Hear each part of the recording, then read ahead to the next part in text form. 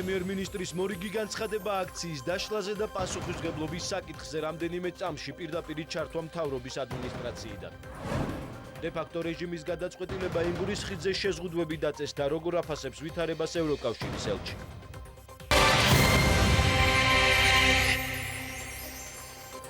მოგესალმებით, თქვენ უყურებთ მოამბეს 15 საათზე. ამ წუთებში მთავრობის ადმინისტრაციაში მისია კაბინეტის სხდომა მიმდინარეობს. დღის წესრიგით გათვალისწინებული საკითხების განხილვამდე მედიასთან 21 ივნისის აქციის დაშლის თემაზე განცხადება გააკეთა პრემიერ-მინისტრმა. მამუკა ბახტაძემ ჟურნალისტების შეკითხვებსაც უპასუხა. თამარ ციკლაური დაესწრო პრესკონფერენციას, მას დეტალებით პირდაპირ ეთერში ვთავთ. თამარ, გისმენთ. იმ ფონზე, რაც მე-9 დღეა უკვე რაც რუსთაველის გამზირზე იმართება საპროტესტო აქცია, ასევე 21 ივნისის ღამეს განვითარებული მოვლენების შემდეგ დღეს არის პირველი შემთხვევა, როდესაც აღმასრულებელი ხელისუფლების წარმომადგენლები მთავრობის ადმინისტრაციაში შეიკრიბნენ და იმართება ამ წუთებში სწორედ მთავრობის სხდომა. დღევანდელ სხდომას ესწრება ასევე შინაგან საქმეთა მინისტრის, თუმცა გიორგი გახარიას ჯერჯერობით მედიასთან კომენტარი არ გაუკეთებია. მთავრობის სხდომის დაწყებამდე ჟურნალისტების კითხვებს უპასუხა პრემიერ-მინისტრმა მამუკა ბახტაძემ. თავის მხრივ თავად მამუკა ბახტაძემაც გააკეთა განცხადება, მისი განცხადების ძირითადი ნაწილი ეხებოდა სწორედ 21 ივნისის ღამეს განვითარებულ მოვლენებს. მამუკა ბახტაძემ თქვა, რომ საქართველოს უახლესი ისტორიის განმავლობაში ორჯერ მოხდა ძალადობრივი გზით ხელისუფლების შეცვლა. ორივე შემთხვევაში იერიში იქნა მიტანილი საკანონმდებლო ორგანოზე. 21 ივნისის ღამეს კი ეს იყო მესამე შემთხვევა, მესამე მცდელობა, რომ მომხდარიყო ძალადობრივი გზით ხელისუფლების შეცვლა, თუმცა ამ შემთხვევაში შინაგან საქმეთა სამინისტრო მისი თქმით იყო მოწოდების სიმაღლეზე. სწორედ შინაგან საქმეთა მინისტრის პასუხისმგებლობის საკითხზე დაისვა დღეს ყველაზე მეტი კითხვა მამუკა ბახტაძის მისამართით პრემიერ-მინისტრის განცხადებით, როდესაც პასუხისმგებლობის საკითხზე არის საუბარი, აუცილებელია რომ ჩატარდეს გამჭვირვალე გამოძიება და ყველა კითხვას გამოძიებამ გასცეს პასუხი. მამუკა ბახტაძემ ასევე განაცხადა, რომ არც ერთი საერთაშორისო ორგანიზაციის მხრიდან შეფასებების საკითხში, როდესაც კეთდება შეფასებები, არ არის ნათქვამი, რომ ძალა, რომელიც იყო გამოყენებული 21 ივნისის ღამეს არ იყო ლეგიტიმური. აქვე მამუკა ბახტაძემ ხაზი გაუსვა რამდენჯერმე ოპოზიციის პასუხისმგებლობის საკითხსაც და მამუკა ბახტაძე ამბობს, რომ ის რაც მოხდა 21 ივნისის ღამეს, ეს არის დესტრუქციული ოპოზიციის პასუხისმგებლობა.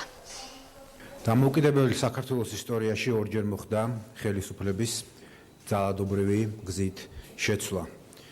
ორივე შემთხვევაში ჩვენ საზოგადოებას კარგად ახსოვს, რომ შტურმი მიიტანეს საქართველოს პარლამენტზე და ორივე შემთხვევა დასრულდა უმძიმესი შედეგებით ჩვენი ქვეყნისთვის.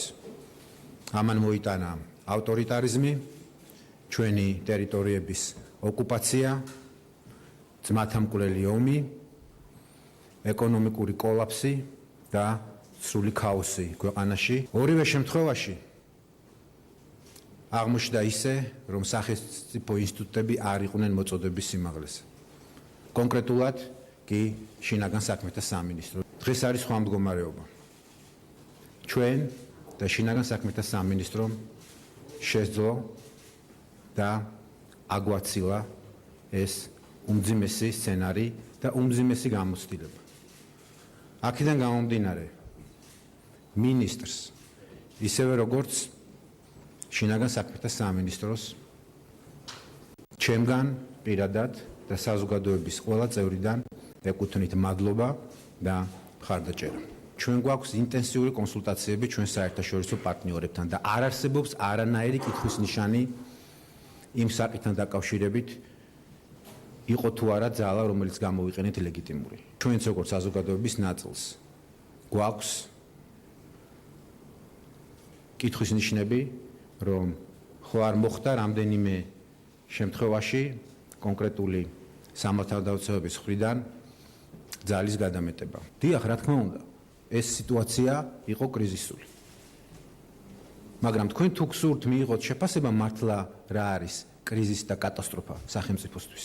ეს იქნებოდა ის, რომ მომხდარიყო მათ მიერ ჩაფიქრებული სცენარის რეალიზაცია. ნაციონალურმა მოძრაობამ გამოიყენა ჩვენი მოქალაქეების გულსფელი პროტესტი თავიანთი პროვოკაციული მიზნებისთვის. ბოლო წლების განმავლობაში მსჯავრდებული სააკაშვილი და მისი აგრესიული ჯგუფი ცდილობს, რომ ეს ყველაფერი გააკეთოს და გააკეთოს სისტემურად, მაქსიმალურად ინტენსიურად.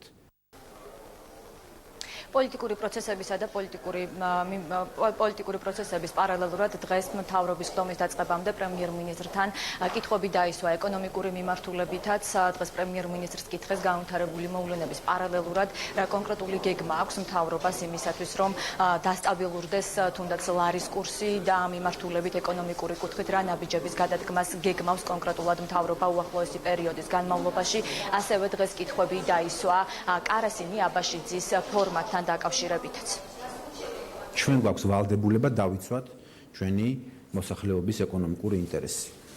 მე ყოველდღიურად ვღებულობ წერილებს ჩვენი მცირე მეწარმეებისგან.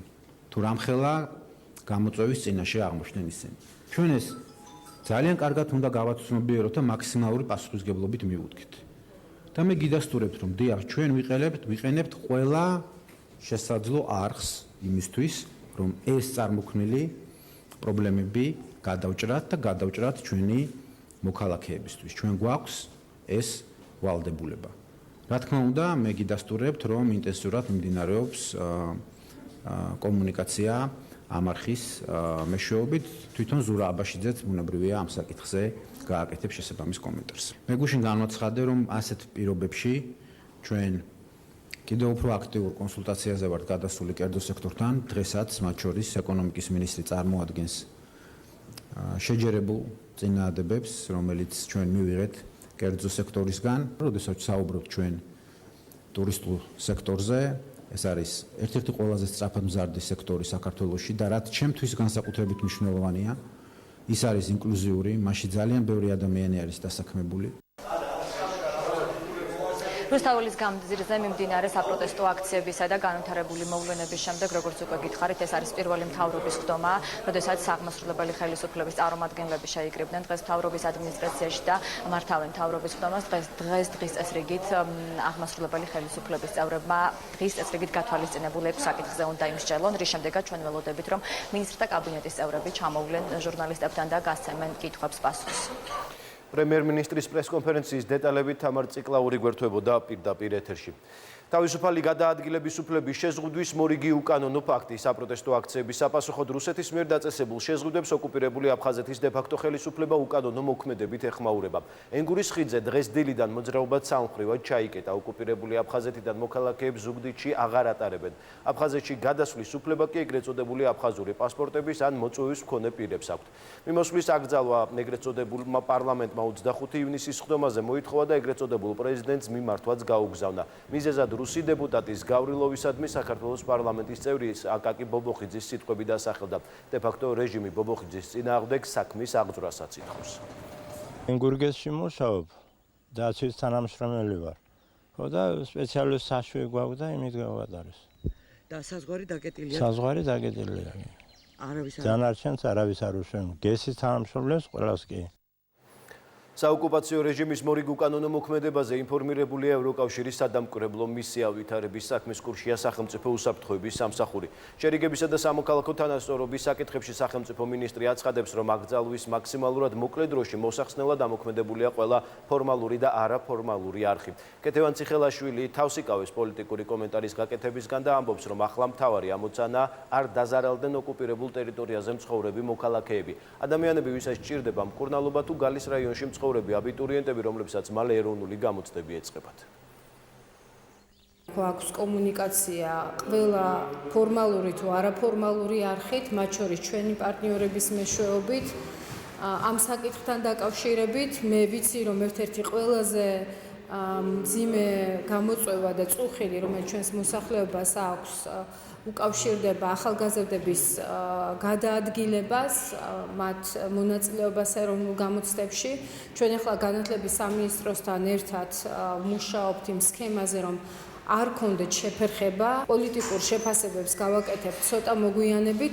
ეხლა ჩემთვის მთავარი პრიორიტეტი არის ის, რომ მოსახლეობის ინტერესები არ დაზარალდეს. დე-ფაქტო რეჟიმის გადაწყვეტილებას საქართველოს ევროკავშირის ელჩი ეხმაურება. კარლ ჰარცელი ამბობს, რომ არსებული მდგომარეობით შეშფოთებულია ევროკავშირის მისია კი ვითარების გარკვევაში პირველივე წუთიდან არის ჩართული. დიპლომატის ინფორმაციით, სადამკვირვებლო მისია ყველა მხარეს ეკონტაქტება. მას შემდეგ რაც გავიგეთ ვითარების შესახებ, ევროკავშირის სპეციალურ წარმომადგენელთან ერთად მუშაობთ. ისინი ვითარებას ადგილზე სწავლობენ. ჩვენ გვაქვს კონტაქტი მოვლენებში ჩართულ პირებთან, რათა გავიგოთ რა არის ამ გადაწყვეტილების მიზნები და გეგმები. იმედი მაქვს უახლოეს საათებში უფრო დეტალური ინფორმაციის მოწოდება შევძლებ. თუმცა ეს ის საკითხია, რომელსაც ჩვენ ძალიან სერიოზულად ვუდგებით. დე-ფაქტო რეჟიმის გადაწყვეტილებას ენგურის ხიდის შეკითხვაზე საქართველოს პარლამენტში ეხმაურებიან დეპუტატი აკაკი ბობოხიძე აცხადებს, რომ მის მიერ წარმოთქმული სიტყვები იყო მძიმე, თუმცა ის გულისხმობდა, რომ წარსულში იბრძოდა რუსული ოკუპაციის წინააღმდეგ და ამას მომავალშიც გააგრძელებს. ენგურის ხიდის შეკითხვაზე კომენტარს უმრავლესობის წევრებიც აკეთებენ. ხაჯიმბა თამაშობს პრეზიდენტობანას და სახელმწიფოებრიობანას, ის ვითომ არის დამოუკიდებელი სახელმწიფოს დამოუკიდებელი პრეზიდენტი. ხაჯიმბა ჩემს განცხადებებთან უბრალოდ არაფერ შუაში არ არის, თუმცა მე ვადასტურებ, რომ ძალიან მძიმე სიტყვები ვთქვი, ოღონდ თქვი მხოლოდ იმის გამო, რომ უბრალოდ სხვა სიტყვები იმ წუთში ვერ მოვაფიქრდა, მედია გავრილოს უთხარი, კლავდით და მომავალშიც დაგხოცავთ.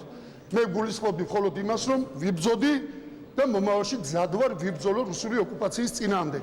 ეს არ ეხება არც ხაჯიმბას და არ ეხება არც რუსების არცერთ მარიონეტს. ეხება რუსეთს როგორც სახელმწიფოს. ენგურის გადაკეთება არაერთხელ მომხდარა და ეს არის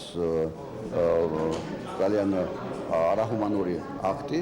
საქართველოს მთავრობამ უნდა მიმართოს საერთაშორისო საზოგადოებას, რომ დაუყოვნებლივ იქნას ეს დისკრიმინაციული მეთოდები რუსეთის ხელისუფლების მიერ განხორციელებული, რომელსაც მათი მარიონეტები აფხაზეთის ადგილობრივი ხელისუფლება განხორციელებს, დაუყოვნებლივ აღმოფხვრილებს. ეხლა რაც ხდება დღესდღეობით ოკუპირებულ აფხაზეთში, ეს არის აი ამ შესუსტებისკენ კიდევ დამატებითი გადადგმული ნაბიჯი. ეს არის ჩვეულებრივი მე ვიტყოდი პოლიტიკური ვანდალიზმი, როცა საკუთარ მოქალაქეებს იზოლაციაში აქცევ და აი ამ ვითარებაში, როდესაც ადამიანებს სურთ ერთმანეთთან ურთიერთობა, ვაჭრობა, იქ მთელი რიგი საკითხებია, აი ამ პროცესში მათ ხელს უშლიან.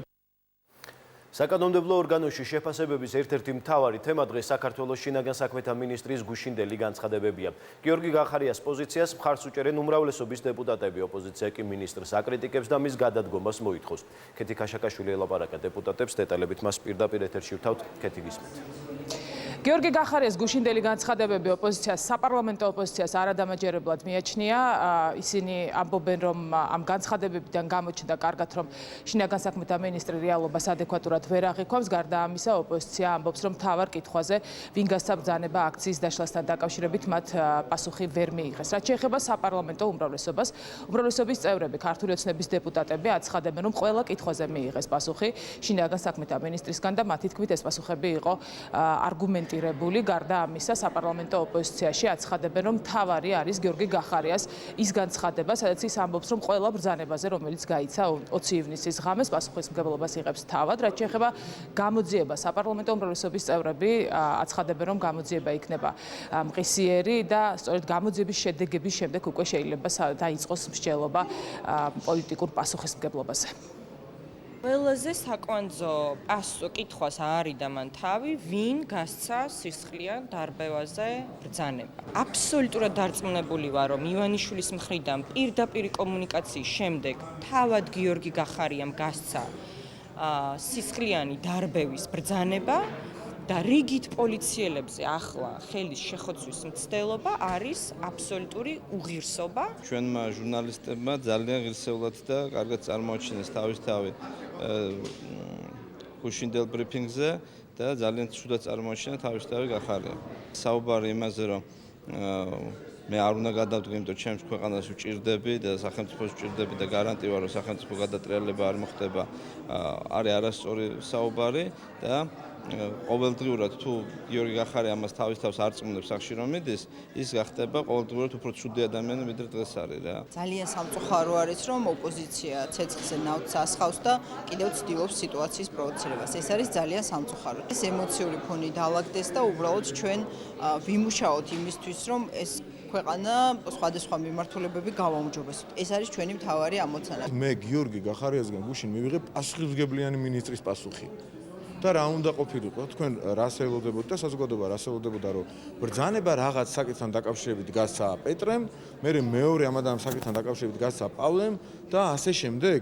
მან თქვა რომ ნებისმიერ შემთხვევაში ვიღებ პასუხისმგებლობას ჩემ თავზე, ველოდები დეტალებს გამოძიებისგან და ეს არ არის გამოძიება, რომელსაც შეიძლება ჭირდებოდეს რაღაც ერთწლიანი, ორწლიანი ან ხანგრძლივი რაღაც დრო, აქ უნდა იყოს ყისიერი და სწრაფი შედეგი.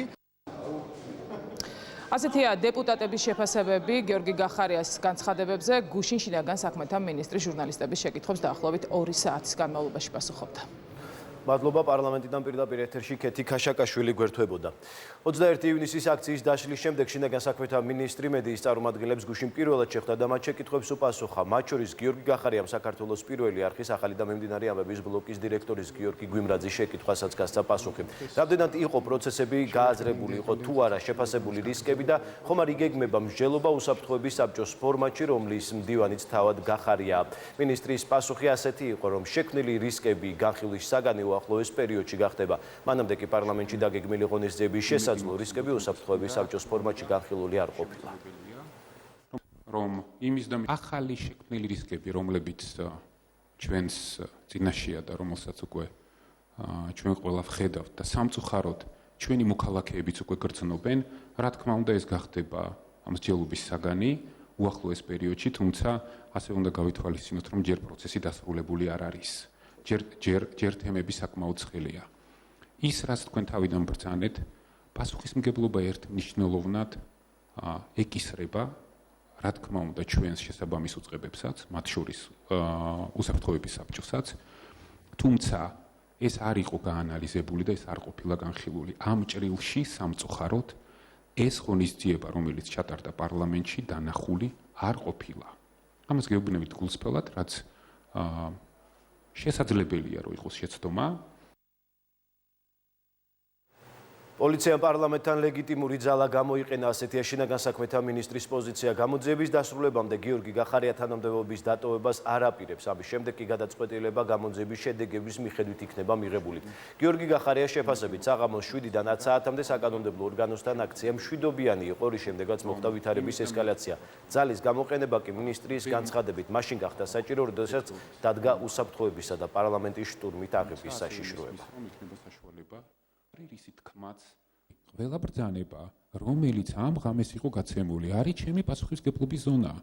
რაც არის დასადგენი შესაბამისი გამოძიების მიერ არსებობს ამ ტრაგიკული შემთხვევის ორი განზომილება. სამართლებრივი, რომელსაც მე მივიყვან ბოლომდე და ასევე პოლიტიკური პასუხისმგებლობა შტურმზე, პოლიციაზე ორგანიზებულ ფიზიკურ თავდასხმაზე და პარლამენტზე ეკისრება იმ ადამიანებს, რომლებმაც ამ შტურმს გაუწიეს ორგანიზება. თუ მე ჩემმა პოლიციელებმა შინაგან საქმეთა სამინისტრომ სისტემურად ან კონკრეტულ ცალკე აღებულ შემთხვევაში გადაამატეს ძალაუფლებას, ამაზეც პასუხისმგებელი ვარ მე, მაგრამ ეს არ ნიშნავს, რომ ამ პასუხისმგებლობის აღრევის საშუალებას მივცემთ ვინმეს. ეს ერთი და მეორე და არ ნიშნავს ეს იმას, რომ ვინმეს მივცემთ საშუალებას სახელმწიფო ინსტიტუტების დაცვა პოლიციის ძალოვანი სტრუქტურების მიერ გახდეს მარგინალიზებული. ამის საშუალებას არ მივცემთ არავის, რაც არ უნდა გვიწოდონ. ჯალათი, სისხლის მსმელი და კიდე ბევრი რამ. არ მინდა ამ დეტალებში შევიდე. ეს იყო მშვიდობიანი აქცია 10 საათამდე. ადამიანები კონკრეტულად პირდაპირ გვეუბნებოდნენ, რომ ამ პოლიტიკური მოთხოვნის შესრულების ან არ შესრულების პირობებში ჩვენ არ უნდა ვიდგეთ აქ, ჩვენ უნდა შევიდეთ პარლამენტში. რასაც შემდგომ მოყვა როგორც ვიზუალურად, ასევე ვერბალურად მოწოდება გარკვეული ჯგუფების მიმართ, რომლებმაც ორგანიზებულად მიიტანეს შტურმი პოლიციაზე პარლამენტში შეჭრის მიზნით. ჩვენი ხელწერა არის შტურმის და შეტევის დროს სახელმწიფო ინსტიტუტების დაცვა. იქ თუ სადმე რაღაცას გადავაჭარბეთ და გადავამატეთ, ჩვენი ხელწერა უნდა იყოს ამაზე სრული პასუხის აგება და პასუხის გება. შინაგან საქმეთა მინისტრის გადადგომის მოთხოვნით თბილისში ვარდების მოედნიდან მთავრობის კანცელრის ადმინისტრაციამდე ავტოკოლონის მსვლელობა მოეწყო. მსვლელობის მონაწილეების განცხადებით მათი მიზანია პრემიერს კიდევ ერთხელ შეახსენონ მთავარი მოთხოვნა განვითარებულ მოვლენებზე პასუხისმგებლობა აიღოს გიორგი გახარიამ და დატოვოს თანამდებობა. აქციას უერთდებიან პარტიების ევროპული საქართველოსა და ნაციონალური მოძრაობის წევრები, ასევე რამდენიმე სამოქალაქო აქტივისტი. მათი განცხადებით აქცია მოთხოვნის დაკმაყოფილებამდე არ შეწყდება. ივანიშვილს არ ეთმობა სისხლიანი ჟანდარმი გახარია, რომელსაც თქვა რომ კიო დამარქვესო სისხლიანი ჟანდარმი, მაგრამ ამ პასუხისმგებლობა ტვირთსო ვატარებო. მინდა აქედან უთხრა რომ ვერაფერს ვერ ატარებთ ბატონო გიორგი, ძალიან მალე მოგიწევთ თანამდებობის დატოვება, ან ნებით, ან იძულებით, იმიტომ რომ ამ ქვეყანაში არასდროს არც ერთ ხელისუფლებას არ გასვლია ძალადობა მის ხალხს და არ მოხდება ამ შემთხვევაშიც. არა მარტო გახარიას, არამედ ბიზინა ივანიშვილსაც მოუწევს ხელისუფლების დატოვება. ის ლაპარაკობს რომ პასუხისმგებლობას აიღებს და რეალურად არ იღებს, იმიტომ რომ იცახს რომ არ მიდის და ამასთანავე ამბობს რომ ზად არის წავიდეს, მაგრამ გაუგებარია როდის. ნუ აყენებენ ხალხს შეურაცხყოფას, გაუსწავლონ თვალი რეალობას, რომ დღეს საზოგადოება ითხოვს მის გადადგომას და დროზე მიიღოს ეს გადაწყვეტილება, რომ ქვეყანა კიდევ უფრო ღრმა კრიზისში არ შევიდეს. მთავრობის სხდომა მიმდინარეობს ამ წუთას და სამწუხაროდ გავცელდა ინფორმაცია, რომ ბახტაძე მადლობა გადაუხადა გახარიას ჩვენი დათხრილი თვალებისთვის. მადლობა გადაუხადა ათასობით ნასროლი ტყვიისთვის და ათასობით მოხვედრილი ტყვიისთვის, რომელიც აი თითოეულ ჩვენთაგანს მოხდა. დამტრეული ძვლებისთვის გადაუხადა მადლობა. არ ვიცი. ამ ყველაფერს ავიტანთ როგორ გონიათ. თბილისში აქციის დაშლისა და მის შემდგომ განვითარებულ მოვლენებზე მორიგ განცხადებას აკეთებს ევროკავშირის ელჩი კარლ ჰარცელი. ამბობს, რომ დედაქალაქში მომხდარ უსიამოვნო ფაქტებზე აუცილებელია რეაგირება. დიპლომატი მიესალმება გამოძიებაზე არსებულ მზაობას და პროცესში სახალხო დამცველის ჩართულობას. მისივე თქმით, განვითარებულ მოვლენებს დეტალურად სწავლობს ევროკავშირის დიპლომატიური წარმომადგენლობაც. ელჩი ასევე მიესალმება პროპორციულ საარჩევნო სისტემაზე გადასვლის ინიციატივას. ევროკავშირის მისიისთვის ნათელია, რომ განვითარებული მოვლენები უყურადღებოდ არ უნდა დარჩეს, რადგან არსებობს როგორც ფსიქოლოგიური, ასევე ფიზიკური ტრავმები. ვხედავთ, რომ სიტუაცია უძრავი არ არის, დაიწყო გამოძიება. მისასალმებელია, რომ ამ პროცესში სახალხო დამცველიც აქტიურად არის ჩართული, რათა გამოძიება უფრო გამჭვირვალე და სანდო იყოს. ვემხრობით პროპორციულ არჩევნებთან დაკავშირებით მიღებულ გადაწყვეტილებას, რადგან ეს შეიძლება გახდეს გამაერთიანებელი ფაქტორი სხვადასხვა ჯგუფებს შორის. საქართველოს გენერალური პროკურატურა ნიკა მელიასთვის აღკვეთის ღონისძიების სახით გირაოს შეფარდებაზე საქალაქო სასამართლოს გადაწყვეტილებას სააპელაციოში გაასაჩივრებს. ნიკა მელიასთვის გირაოს შეფარდებისა და დამატებითი ვალდებულებების გამოყენებასთან დაკავშირებით სასამართლომ გუშინ ოფიციალური ინფორმაცია გაავრცელა. მაშინ ნათქვამია, რომ თბილისის საქალაქო სასამართლომ შუამდგომლობის განხილვისას საქმის მასალების შეფასებისა და მხარეთა პოზიციების მოსმენის შემდეგ მიიჩნია, რომ დასაბუთებული ვარაუდის სტანდარტით არსებობს ბრალდებულ ნიკანორ მელიას მიმართ აღკვეთის ღონისძიების გამოყენებისთვის აუცილებელი ფაქტობრივი და ფორმალური საფუძვლები. სასამართლომ მიიჩნია, რომ აღკვეთის ღონისძიების მიზნების უზრუნველსაყოფად შესაძლებელია ნაკლებად მკაცრი აღკვეთის ღონისძიების 30,000 ლარის ოდენობის გირაოს გამოყენებაც. უბრუნდებით მთავრობის ადმინისტრაცია, სადაც ამ წუთებში განცხადებას ინფრასტრუქტურის მინისტრი და ვიცე-პრემიერი აკეთებს. და ასევე, რა თქმა უნდა, უპასუხოთ თქვენ კითხვებს. პირველ რიგში მინდა შეგახსენოთ ყველას, რომ საქართველოში სამწუხაროდ იყო უკვე ისეთი ვითარება, როდესაც ორჯერ სწორედ პარლამენტის შტურმის შედეგად მოხდა ხელისუფლების შეცვლა ძალადობრივი გზით. ამ შემთხვევაში ორივეჯერ იყო შინაგან საქმეთა სამინისტროს მხრიდან არ იყო აღკვეთილი არც ერთ შემთხვევაში და არც მეორე შემთხვევაში პარლამენტზე შტურმის შემთხვევა. მაშინ, როდესაც 2019 წლის 21 ივნისის ღამეს სწორედ პოლიციის ქმედებების შედეგად მოხდა იმ აგრესიული მომიტინგეების შეჩერება, რომელთაც მიზნად ჰქონდათ სწორედ პარლამენტში ძალადობრივი შეღწევის გზით ხელისუფლების გადატრიალება და დამხობა. ამ შემთხვევაში პოლიციის ქმედებაში ჩვენ ყველამ ვიცით, რომ პოლიციის ქმედებასთან დაკავშირებით არ არსებობს კითხვა პოლიციის მიერ ძალის გამოყენების ლეგიტიმაციასთან დაკავშირებით. ყველა თანხმდება, როგორც ადგილობრივი, ასევე საერთაშორისო წარმომადგენლები, ჩვენი პარტნიორები, რომ პოლიციას ჰქონდა უფლება გამოეყენებინა ძალა. რაც შეეხება ძალის გამოყენების არაპროპორციულობას ან ძალის გამოყენების გადამეტებას, ჩვენ თავიდანვე ვთქვით, რომ ამ ძალის გამოყენების გადამეტების ცალკეული შემთხვევები, რომელიც ვიხილეთ მათ შორის პირდაპირ ეთერით, ყველა ამ იყო მხოლოდ ცალკეული შემთხვევები, ამ ცალკეულ შემთხვევებთან დაკავშირებით მიმდინარეობს გამოძიება, რომელიც იყო ინიციირებული შინაგან საქმეთა სამინისტროს მიერვე, ასევე გენერალური პროკურატურის მიერვე, ასევე მოგეხსენებათ, რომ ამ გამოძიებაში არის ჩართული სახალხო დამცველი, ასევე პროკურატურა მიმართა საზოგადოებას, რათა საზოგადოებას მიეწოდებინა მათ ხელთ არსებული ნებისმიერი სახის ინფორმაცია. ასეთი სახით ჩვენ უზრუნველყოფთ ამ გამოძიების უმაღლესი გამჭირვალობის და ობიექტურობის სტანდარტს, რათა ყველა შესაძლო კითხვას, შესაძლო ცალკეული გადამეტების ფაქტებზე იყოს ყველა ასეთ კითხვაზე იყოს გაცემული პასუხი. რაც შეეხება აქედან გამომდინარე გიორგი გახარიას გადადგომას, შესაბამისად მე უკვე აღვნიშნე ადრეც მის გადადგომას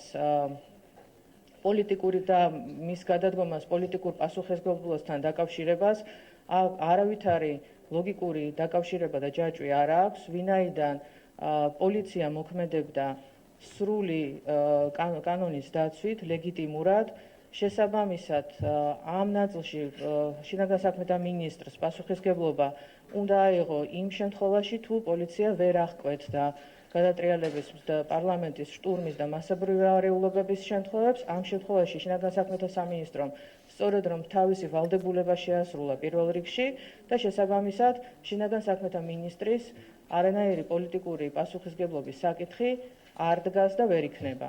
მისი პასუხისმგებლობა სწორედ იმაშია, რომ ის დარჩეს იმ პოზიციაზე, რა პოზიციაზეც ის არის, უზრუნველყოს სისტემის გამართული ფუნქციონირება, უზრუნველყოს იმ პოლიციელების დაცვა, მათ შორის, რომლებიც პირნათლად და ღირსეულად ასრულებდნენ თავის მოვალეობას, რომლებიც უდიდესი თმენით, უდიდესი სტანდარტით ასრულებდნენ თავის მოვალეობას და ბოლომდე მიიყვანოს და ხელი შეუწყოს პროკურატურის მიერ წარმოებულ გამოძიებას, რომელიც შეეხება ცალკეული პოლიციელების მიერ ძალის გადამეტების შესაძლო ფაქტებს.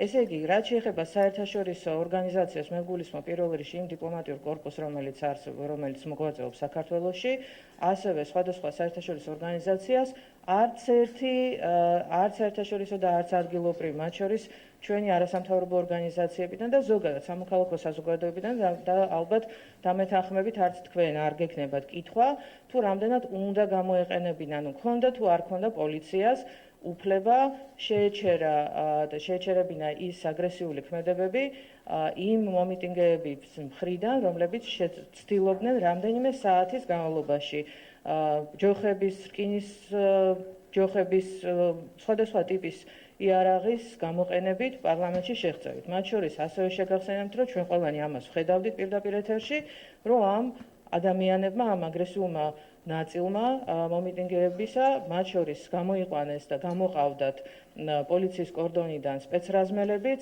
იყო პოლიციელებზე ძალადობის ფაქტები დაფიქსირებული იმ კონკრეტულ სპეცრაზმელებთან მიმართებაშიც და რა თქმა უნდა მთლიანად იმ პოლიციის კორდონზე, რომელიც იცავდა პარლამენტის შენობას და მეც მინდა კიდევ ერთხელ გაუსვა ხაზი იმას, რომ პოლიცია არ შლიდა მშვიდობიან დემონსტრაციას, არამედ პოლიცია მხოლოდ იცავდა პარლამენტში შესასვლელს, იცავდა პარლამენტს როგორც არაშენობას, არამედ პარლამენტის ინსტიტუციას, კონსტიტუციას იმ აგრესიული ძალისგან, რომელსაც მიზნად ჰქონდა დასახული ხელისუფლების ხელში აღება, მასობრივი არეულობის მოწყობა ჩვენს ქვეყანაში და შესაბამისად ამ საკითხის მიმართ იმასთან დაკავშირებით, რომ ქონდა თუ არ ქონდა პოლიციას უფლება შეეჩერებინა ეს პროტესტი და გამოეყენებინა კანონით გათვალისწინებული სპეციალური საშუალებები, ეს საკითხი არ დგას. მეტიც პოლიციას ჰქონდა ვალდებულება, რომ ეს შეესრულებულიყო.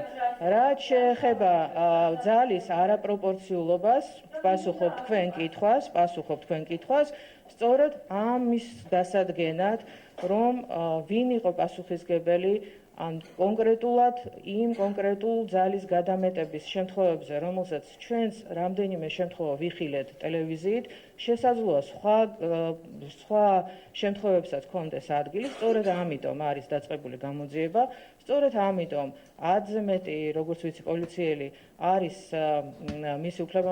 მათი უფლებამოსილება არის შეჩერებული და ისინი არ იღებენ მონაწილეობას არავითარ საპოლიციო ღონისძიებებში. ორ შემთხვევაში უშუალოდ შინაგან საქმეთა სამინისტრომ მათი გენერალური ინსპექციის მოკვლევის საფუძველზე დაინახა სისხლის სამართლის ნიშნებიც მათ შორის და ამ ყველაფერზე დაუყოვნებლივი რეაგირება მოხდა როგორც შინაგან საქმეთა სამინისტროს, ასევე პროკურატურის მხრიდან.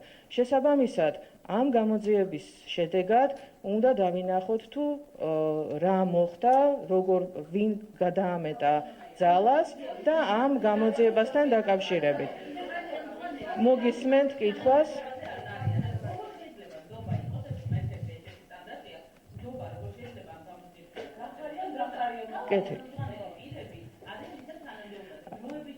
მე არაერთხელ აღნიშნე დღეს ჩემი კონკრეტულად კითხვებზე პასუხის გაცემის დროს, რომ გამოძიებას აწარმოებს საქართველოს პროკურატურა. შინაგან საქმეთა სამინისტროს გენინსპექცია აწარმოებდა შიდა მოკვლევას, მაგრამ გამოძიებას იმ საკითხებთან ძალის გადამეტების შესაძლო ფაქტებთან დაკავშირებით აწარმოებს საქართველოს პროკურატურა.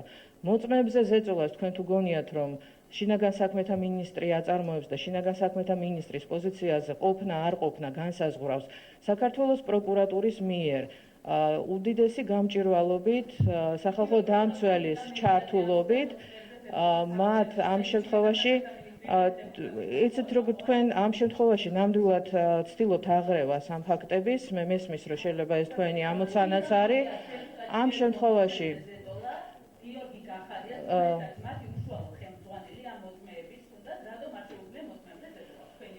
მოწმეები ამ შემთხვევაში არიან შინაგან საქმეთა სამინისტროს შემთხვევაში მოწმეები არიან არამხოლოდ პოლიციელები, არამედ მოქალაქეები, რომლებიც იმყოფებოდნენ აქციის დროს, არამედ ასევე არის პირდაპირ ეთერის კადრები, ასევე არის უამრავი კამერის ჩანაწერები, რომლებიც საშუალებას მისცემენ პროკურატურას, რომ დაადგინონ ვინ ამეტებდა ძალას, ან იყო თუ არა ასე ცალკეული შემთხვევები, კვალიფიცირდება თუ არა ეს ძალის გადამეტება. გარდა ამისა, ასევე შეგახსენებთ, რომ პროკურატურამ ასევე მიუწოდა საზოგადოებას უკვე უშუალოდ ცალკეული მოქალაქეების მიერ არსებული მონაცემების ვიდეო ჩანაწერის, სატელეფონო ჩანაწერის ან რამე მათ ხელთ არსებული ინფორმაციის, სურათების თუ ნებისმიერი სახის აუდიო-ვიდეო ინფორმაციის მიეწოდებინა პროკურატურასთვის. შესაბამისად, მე დარწმუნებული ვარ იმაშიც, რომ საზოგადოების კონტროლის ასეთი მაღალი ხარისხის პირობებში, ასეთი მაღალი ინტერესის პირობებში,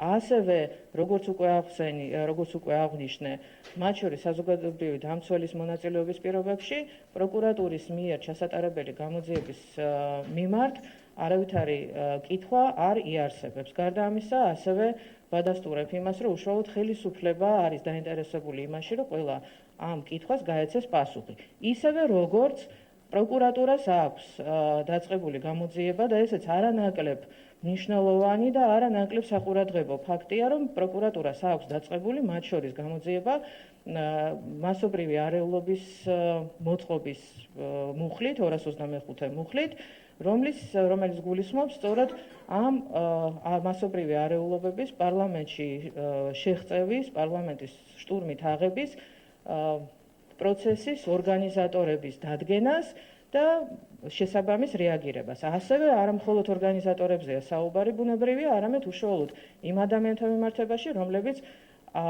აგრესიულობით გამოირჩეოდნენ, რომლებიც ცდილობდნენ უშუალოდ პარლამენტის შენობაში შეღწევას და უშუალოდ იმ ორგანიზებული პოლიტიკური დაციების. მოვისმენ თქვენ პასუხებს, ერთი წუთით. მე ხო არ მივდივარ არსად, მოусმენ თქვენ პასუხებს, რიგრიგობით თუ შეიძლება. კი ბატონო.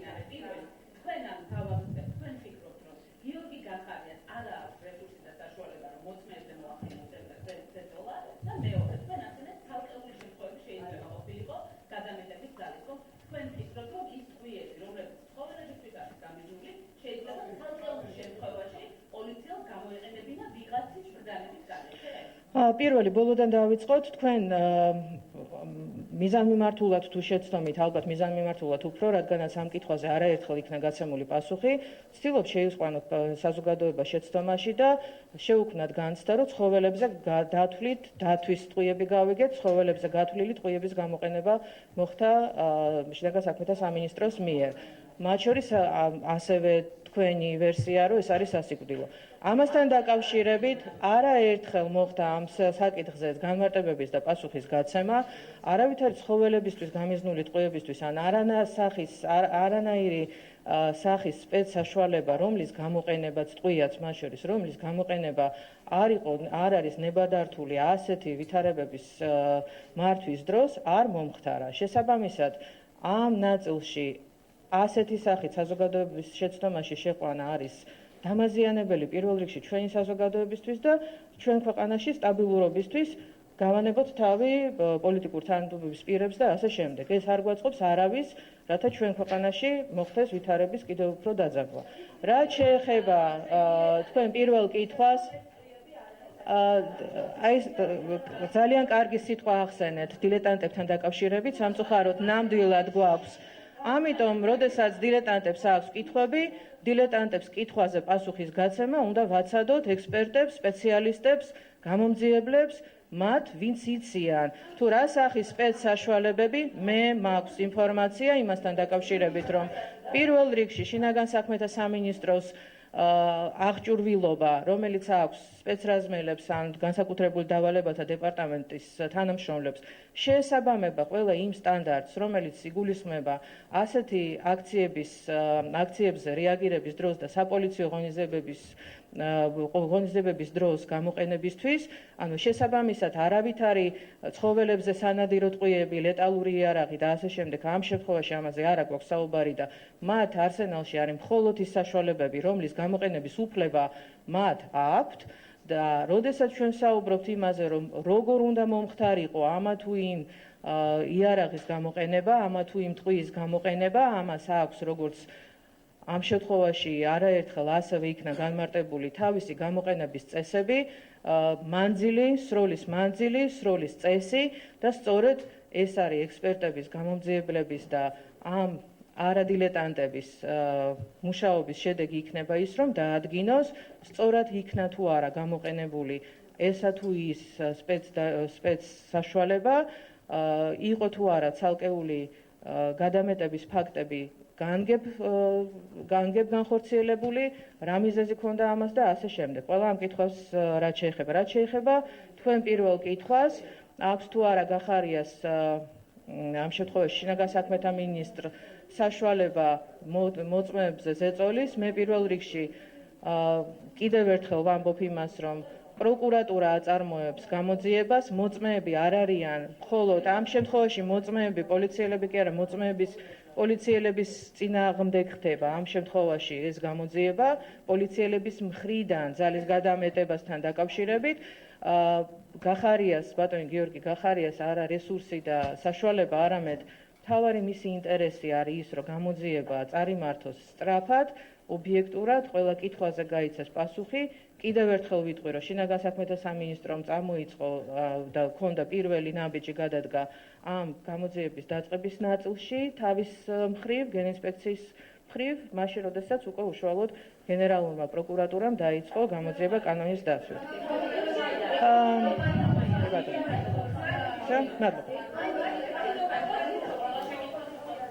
ეს იყო პირდაპირ ჩართვა მთავრობის ადმინისტრაციიდან და ვიცე-პრემიერის პასუხები 20-21 ივნისის მოვლენებზე არსებულ შეკითხვებთან დაკავშირებით. მოამბე პირდაპირ ეთერში ზუსტად 18 საათზე დაბრუნდება დარჩით პირველ ახსნა.